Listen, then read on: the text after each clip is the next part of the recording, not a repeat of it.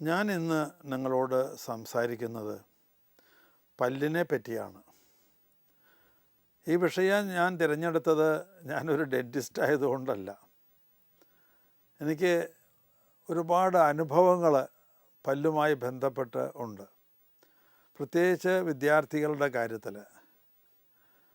പല വിദ്യാർത്ഥികൾക്കും സമയം നഷ്ടപ്പെടുന്ന ഒരു രോഗമാണ് പല്ലുമായി ബന്ധപ്പെട്ടിട്ടുള്ള രോഗങ്ങൾ.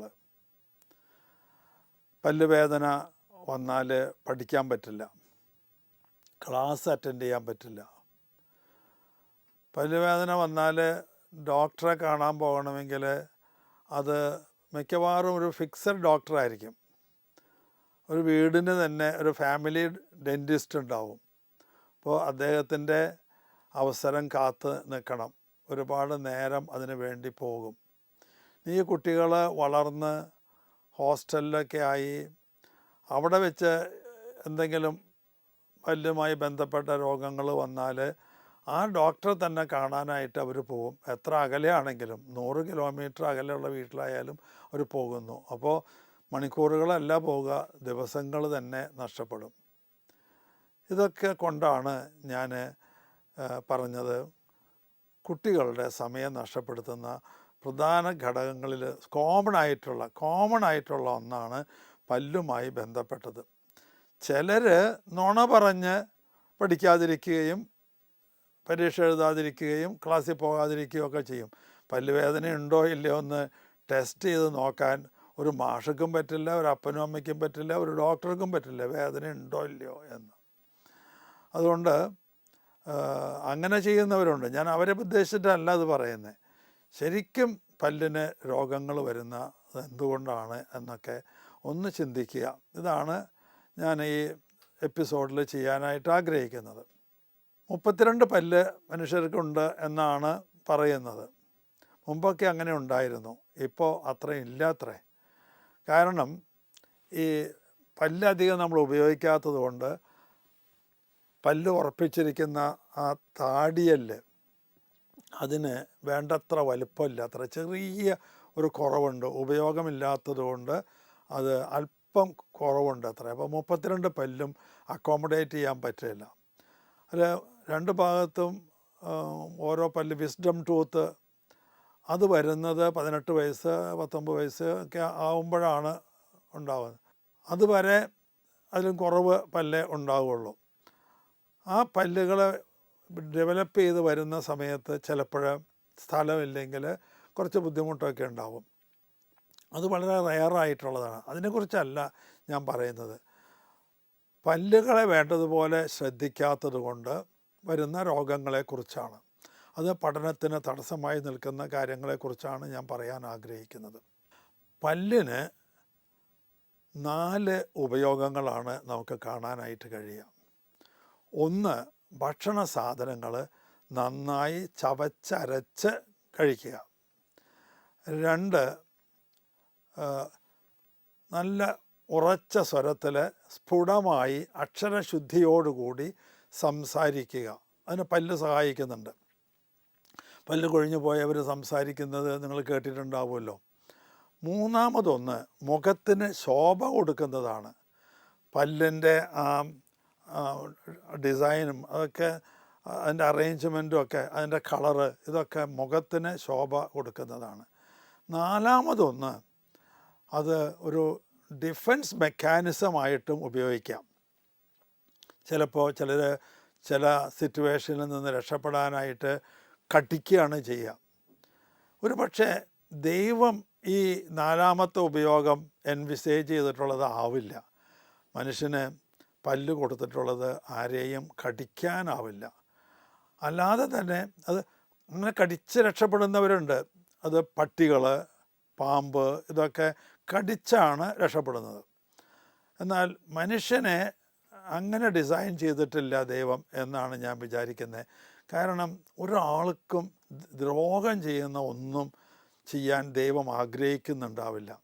അങ്ങനെ കടിക്കേണ്ടി വരികയാണെങ്കിൽ അതൊരു മൃഗീയമായ അപ്രോച്ചാണ് എന്നാണ് എനിക്ക് പറയാനുള്ളത്. എന്തായാലും 3 ഉപയോഗങ്ങൾ നമുക്ക് വ്യക്തമായിട്ട് കാണാൻ കഴിയും. 1 ചവച്ചരയ്ക്കുക, 2 ഉച്ചാരണ ശുദ്ധി വരുത്തുക, 3 മുഖത്തിന് കാന്തി കൊടുക്കുക.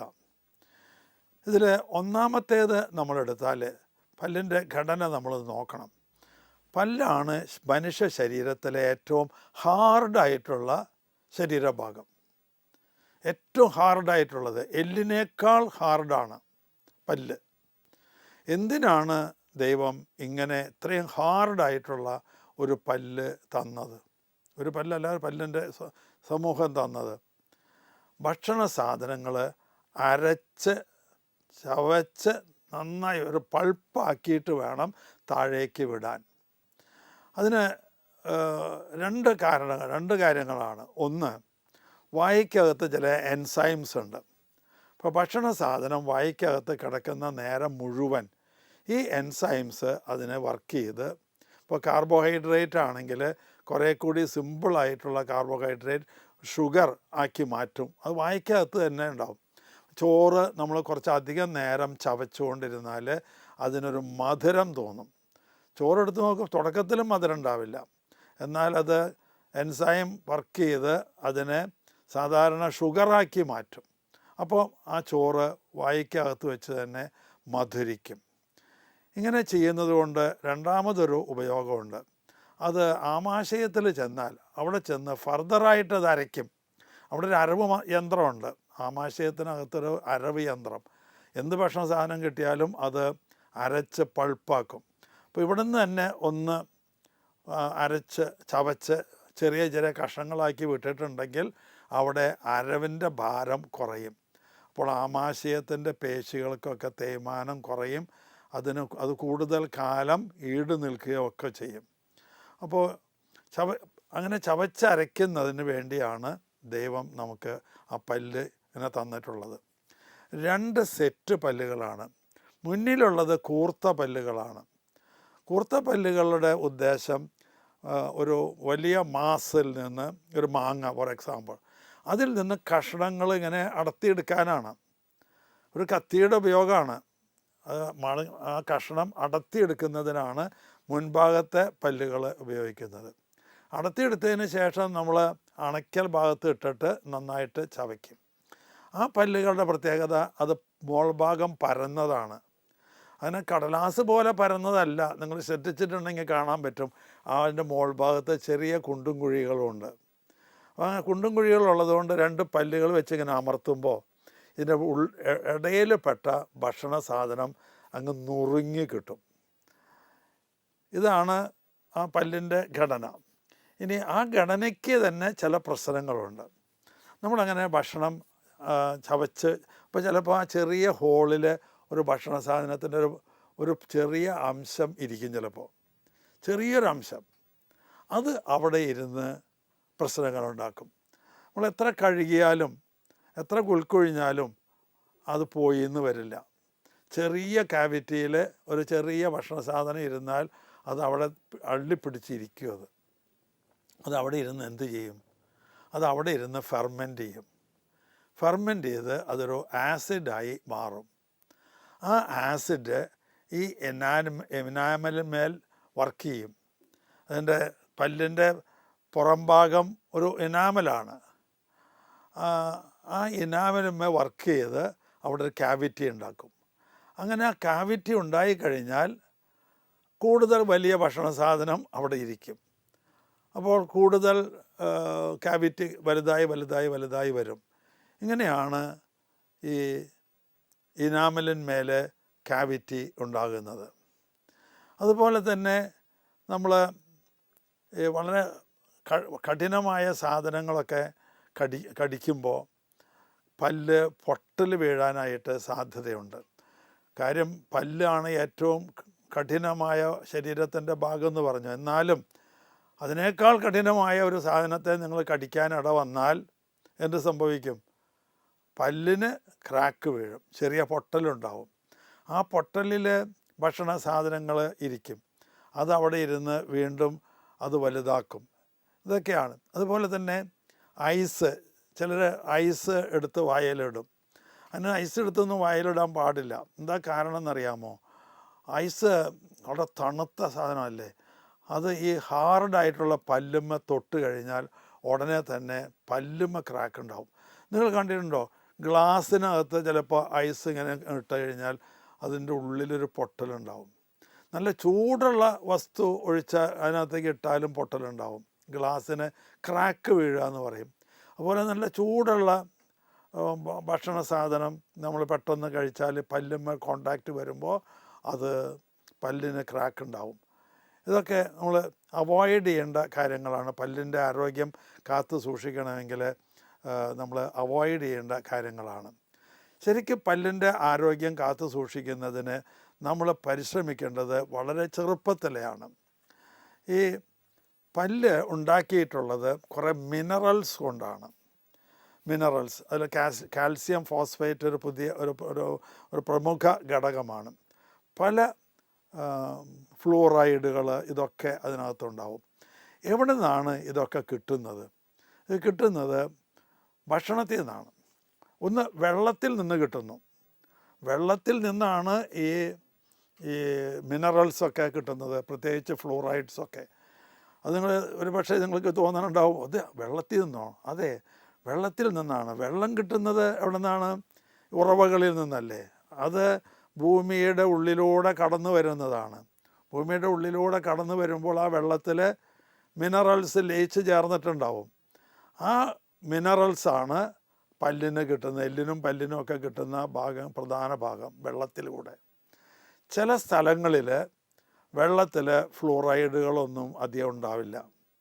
അപ്പം അവിടെ ആ ഭാഗത്തെ വെള്ളം കുടിക്കുന്ന ആളുകളുടെയൊക്കെ പല്ലിന് വ്യത്യാസം ഉണ്ടാവും. ഈ ഫ്ലൂറൈഡ് വന്നാൽ നല്ല ശോഭയുണ്ടാവും പല്ലിന്. അതുകൊണ്ടാണല്ലോ ഒരു കാലത്ത് നിങ്ങൾ പരസ്യങ്ങൾ, പേസ്റ്റുകളുടെ പരസ്യങ്ങൾ നിങ്ങൾ വായിച്ചിട്ടുണ്ടാവും. ഫ്ലൂറൈഡ് അങ്ങോട്ട് വരുമ്പോൾ നല്ല കാന്തി കിട്ടുന്നു. അത് വയസ്സായിട്ടൊന്നും ഫ്ലൂറൈഡ് കൊണ്ട് വലിയ മെച്ചമൊന്നുമില്ല. ആ പരസ്യമൊക്കെ ഇപ്പോൾ പോയി. പണ്ട് വലിയ പരസ്യമായിരുന്നു, ഫ്ലൂറൈഡ് വേസ്റ്റ് അന്വേഷിച്ച് നടന്നിരുന്നു. പരസ്യമൊക്കെ എന്ന് പറയില്ല, ഒരുപാട് പരസ്യങ്ങൾ തട്ടിപ്പാണ്, അതിൽ വീണ് പോകരുത്. അപ്പോൾ ഈ പല്ലിന് വളർച്ചയെത്തിയതിന് ശേഷം ഈ ഫ്ലൂറൈഡും ഒന്നും അതിനകത്തേക്ക് കയറില്ല. അത് ചെറുപ്പത്തിലെ കൊച്ചു കുട്ടിയായിരിക്കുമ്പോഴാണ് ആ ഫ്ലൂറൈഡും മിനറൽസും ഒക്കെ എത്തേണ്ടത്. ഈ കാൽസ്യം അബ്സോർഷന് വൈറ്റമിൻ ഡി അത്യാവശ്യമാണ്. വൈറ്റമിൻ ഡി വെയിൽ കൊള്ളുന്നത് കൊണ്ട് കിട്ടുന്ന ഒന്നാണ്. അപ്പോൾ എല്ലും പല്ലും ഒക്കെ നല്ല ശക്തമാകണമെങ്കിൽ ചെറുപ്പത്തിലെ കുട്ടികളൊക്കെ വെയിൽ കൊള്ളണം. ഇതങ്ങനെയല്ല, വെയിൽ കൊള്ളരുത് എന്ന് പറഞ്ഞിട്ടാണ് കുട്ടികളെ നമ്മൾ വളർത്തുന്നത്.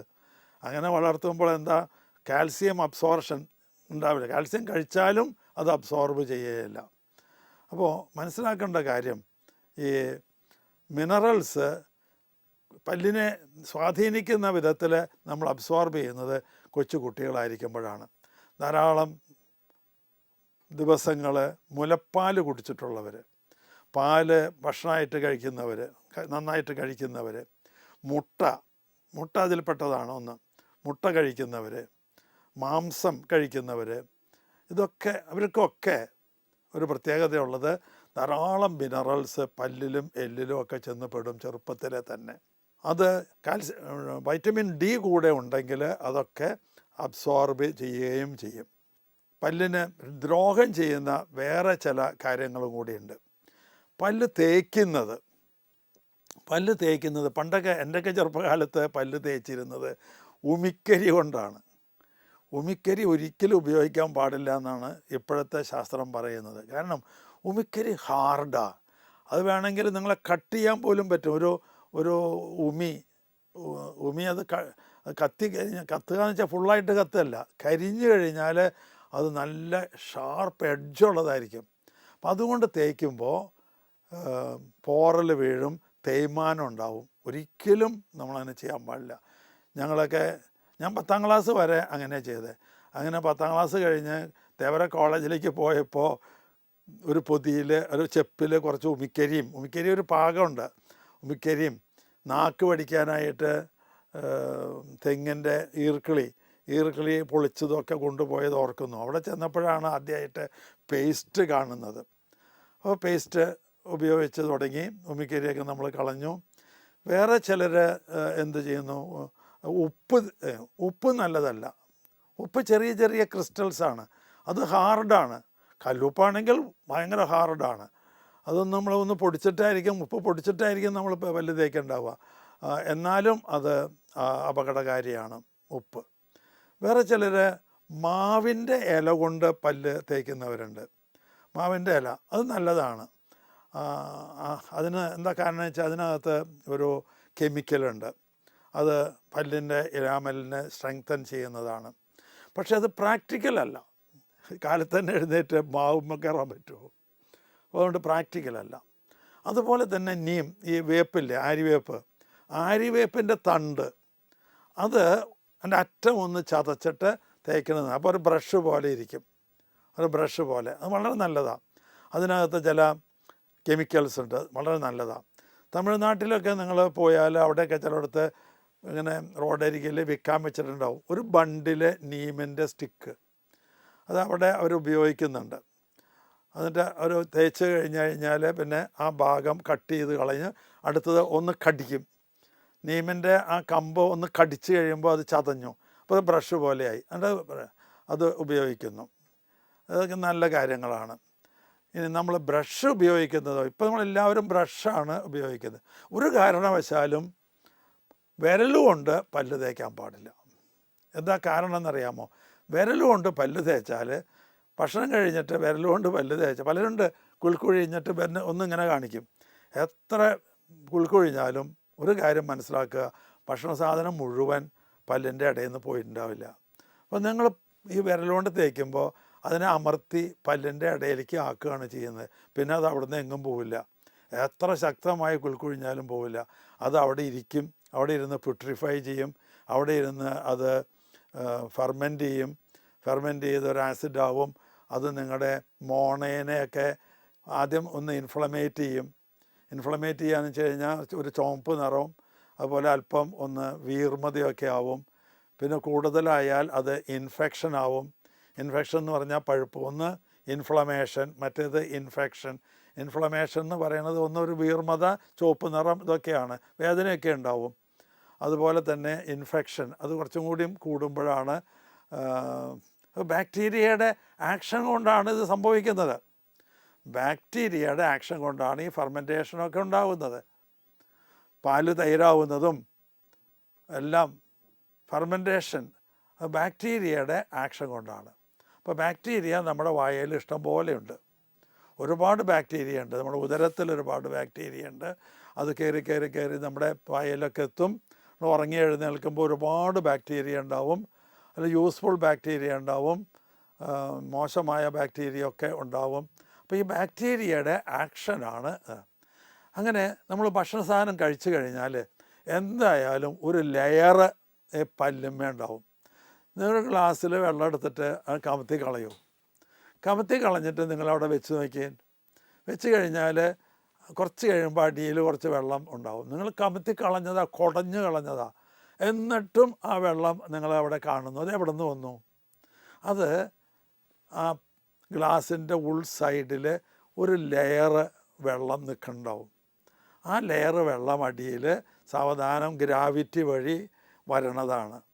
ഇതുപോലെ തന്നെ നമ്മൾ ഭക്ഷണം കഴിച്ചു കഴിഞ്ഞാൽ ഒരു വളരെ നാരോ ലെയർ, ഒരു തിൻ ലെയർ നമ്മുടെ പല്ലുമ്മ ഉണ്ടാവും. അതിങ്ങനെ ഗ്രാജുവലായിട്ട് വന്ന് പല്ലിൻ്റെ അടിഭാഗം വരെ എത്തും. അത് പല്ലും മോണയും ചേരുന്ന ആ ഭാഗത്ത് അവിടെ ബാക്ടീരിയ വർക്ക് ചെയ്യും. അതവിടെ ഇരിക്കും. അത് നമ്മൾ കളയുന്നില്ല എങ്കിൽ അത് അവിടെ ഇരുന്ന് ഹാർഡാവും. അങ്ങനെ നിങ്ങൾ നോക്കിയിട്ടുണ്ടെങ്കിൽ കാണാം, പല്ലിൻ്റെ അടിഭാഗത്ത് മോണയും ഇതും ചേരുന്നിടത്ത് മഞ്ഞ നിറത്തിലുള്ളൊരു സാധനം ഉണ്ടാവും. അത് ഭക്ഷണ സാധനവും ബാക്ടീരിയയും കൂടി ചേർന്ന ഒരു മിശ്രിതമാണ്. അത് അവിടെ ഇരുന്ന് കാഠിന്യം കൊള്ളും, കഠിനമായി മാറും, നല്ല കടുത്ത സാധനമായി മാറും. അതിന് പ്ലാക്കെന്നും പറയാറുണ്ട്. രണ്ട് പ്രൊനൗൺസിയേഷനും അതിനുണ്ട്. ആ പ്ലാക്ക് അവിടെ ഇരുന്നു നമ്മൾ പല്ല് ഇങ്ങനെ തേക്കുമ്പോൾ എന്താ ഉണ്ടാവണമെന്ന് വെച്ച് കഴിഞ്ഞാൽ ആ പ്ലാക്ക് ഉള്ളിലേക്ക് കയറും. ഉള്ളിലേക്കെന്ന് വെച്ചാൽ മോണയുടെ കുറച്ചുകൂടി ഡീപ്പായിട്ട് താഴോട്ട് പോകും. അപ്പോൾ ആ മോണ കുറച്ച് താഴോട്ട് വരും. അപ്പോൾ പല്ലിൻ്റെ അടിഭാഗത്ത് അതാണ് നിൽക്കും. പലരുടെയും പല്ല് പരിശോധിച്ച് നോക്കിയാൽ കാണാം അതിൻ്റെ അടിഭാഗത്ത് ആ പ്ലാക്ക് അവിടെ ഉണ്ടാകുന്നത്. അത് ഗ്രാജുവലായിട്ട് പല്ലിന് ദ്രോഹം ചെയ്യും. അതുകൊണ്ട് ആ പ്ലാക്ക് നമ്മൾ കളയണം. അത് ചിലരുണ്ട് അത് സൂചി ഉപയോഗിച്ച് അതിനൊക്കെ കളയുന്നത്. പല്ല് കുത്തുന്നവരുണ്ട്. ഭക്ഷണം കഴിഞ്ഞാൽ നിങ്ങളുടെ ബില്ല് വരുന്നതോടൊപ്പം ഒരു 2 ടൂത്ത് പിക്കും കൂടിയും പല്ല് കുത്തിയും കൂടിയും കൊണ്ടുവന്ന് തരുന്നുണ്ടാവും. അത് ഉപയോഗിച്ച് നമ്മൾ പല്ല് കുത്തിയാൽ എന്താ ഉണ്ടാവണേന്ന് വെച്ചാൽ പല്ലുകളുടെ ഇടയിലുള്ള വിടവ് കൂടും. അവിടെ മാംസം ഉണ്ടെങ്കിൽ ഭക്ഷണ സാധനം അവിടെ കയറിയിരിക്കില്ല. ഇത് മാംസമില്ലാത്തത് കൊണ്ട് നമ്മൾ കുത്തി വിളവുണ്ടാക്കുകയാണ്. അപ്പോൾ അതിൻ്റെ ഉള്ളിലേക്ക് പോവുകയാണ്. അപ്പോൾ കൂടുതൽ ക്യാവിറ്റി അവിടെ ഉണ്ടാകും. ഇതൊക്കെ തെറ്റായ രീതികളാണ്. നമ്മളൊരു കാരണവശാലും അതിനൊന്നും ചെയ്യാൻ പാടില്ലാത്തതാണ്. അതുപോലെ തന്നെ ഇത് മാംസം ചിലപ്പോൾ ആണെങ്കിൽ പൊട്ടാൻ വഴിയുണ്ട്, മോണ പൊട്ടാൻ വഴിയുണ്ട്. അപ്പോൾ അത് ഇൻഫെക്ഷൻ വരാനായിട്ട് സാധ്യതയുണ്ട്. അതുകൊണ്ട് ഒരു കാരണവശാലും ഒരു ടൂത്ത് പ്രിക്ക് ഉപയോഗിക്കാൻ പാടില്ല. അതുപോലെ ടൂത്ത് പൗഡർ ഉപയോഗിക്കാൻ പാടില്ല എന്നാണ് എൻ്റെ അറിവ്. കാരണം ടൂത്ത് പൗഡർ ഉണ്ടാക്കുമ്പോൾ അതിനകത്ത് കുറച്ചൊരു ഇത് കിട്ടാനായിട്ട്, ഒരസൽ കിട്ടാനായിട്ട് മണലിൻ്റെ പൊടി വരെ ഫൈൻലി പൗഡേർഡ് സാൻഡ് അതുപോലും ചേർക്കുമെന്നാണ് പറയണത്. ഒരു പക്ഷേ ഒരു ചെറിയ കഷ്ണം കൊണ്ട് ഒരു പോറലൊക്കെ ഉണ്ടാകാം. ഞാൻ മനസ്സിലാക്കിയിട്ടുള്ള ഒരു കാര്യമാണ്.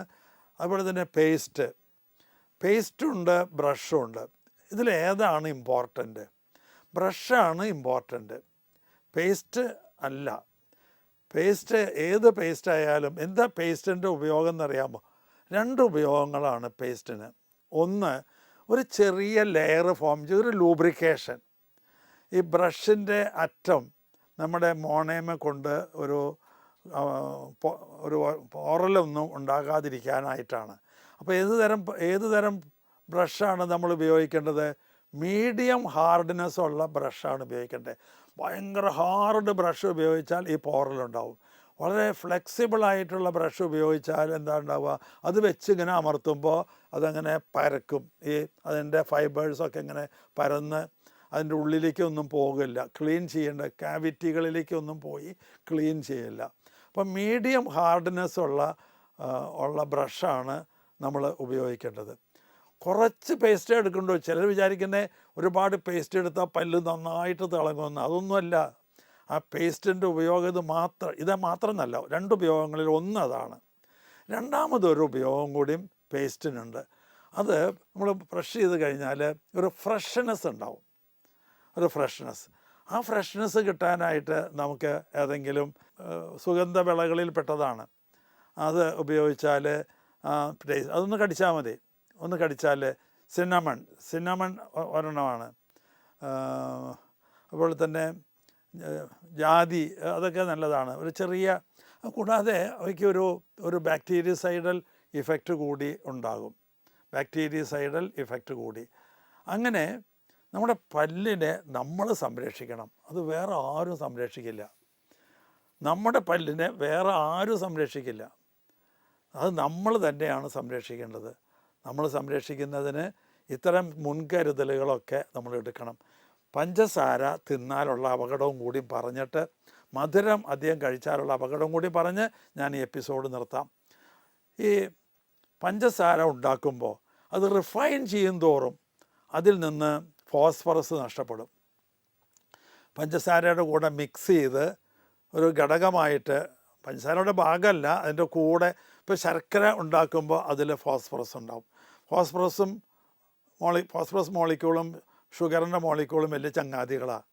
എന്ത് ചെയ്യുമെന്നറിയാമോ? നമ്മൾ റിഫൈൻ ചെയ്യുമ്പോൾ ഈ ഫോസ്ഫറസ് മോളിക്യൂളിനെ ഷുഗർ മോളിക്യൂളിൽ നിന്ന് സെപ്പറേറ്റ് ചെയ്യും. അങ്ങനെ സെപ്പറേറ്റ് ചെയ്ത് കഴിഞ്ഞാൽ നല്ല വെളുത്ത പഞ്ചസാര കിട്ടും, ഫൈൻലി പൗഡേർഡ് ഷുഗർ കിട്ടും. ഈ ഷുഗർ നമ്മൾ കഴിച്ചാൽ, ഷുഗർ ശരീരത്തിൽ ചെന്നാൽ ആ ഷുഗറിൻ്റെ മോളിക്യൂൾ അതിൻ്റെ സ്വഭാവം കാണിക്കും. അതിൻ്റെ സ്വഭാവം എന്താ? എവിടെയെങ്കിലും ഫോസ്ഫറസ് ഉണ്ടെങ്കിൽ അവനെ വലിച്ചെടുക്കാനായിട്ട് ശ്രമിക്കും. അങ്ങനെ വലിച്ചെടുക്കാൻ ശ്രമിക്കും. അപ്പോൾ നമ്മുടെ എവിടെയാണ് ഫോസ്ഫറസ് ഉള്ളത്? പല്ലിലും എല്ലിലും ഒക്കെയാണ്. അപ്പോൾ ഷുഗർ കൂടുതൽ കഴിക്കുന്ന ആളുകളുടെ എല്ലിൽ നിന്നും പല്ലിൽ നിന്നും ഈ ഷുഗർ ഫോസ്ഫറസിനെ വലിച്ചെടുക്കും.